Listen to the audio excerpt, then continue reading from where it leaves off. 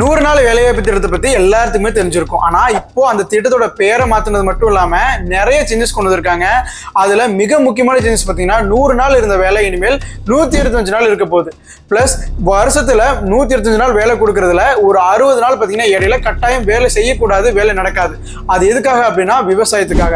விவசாயத்துல நடவு நடுற காலத்திலேயோ அல்லது நம்ம அறுவடை பண்ணக்கூடிய காலத்திலேயோ அந்த ஒரு 2 மாதங்கள் பாத்தீங்கன்னா இந்த 100 நாள் வேலைவாய்ப்பு திட்டத்தில் கீழே வேலை அப்படிங்கிறது இருக்காது. ஏன்னா அந்த தொழிலாளர்கள் வந்து விவசாயத்துக்காக பயன்படுத்தப்படணும் அப்படிங்கிற நோக்கத்தோட. பிளஸ் இது மாதிரி நிறைய சேஞ்சஸ் பண்ணிருக்காங்க அப்படின்னு சொல்லலாம். இது என்னென்ன சேஞ்சஸ் பண்ணிருக்காங்க அப்படிங்கிறது நம்ம யூடியூப் சேனல்ல ஒரு கம்ப்ளீட்டான வீடியோ போஸ்ட் பண்ணிருக்கோம். கீழே லிங்க் இருக்கு, கிளிக் பண்ணி கம்ப்ளீட்டா வாட்ச் பண்ணுங்க. Stay updated with GK bytes.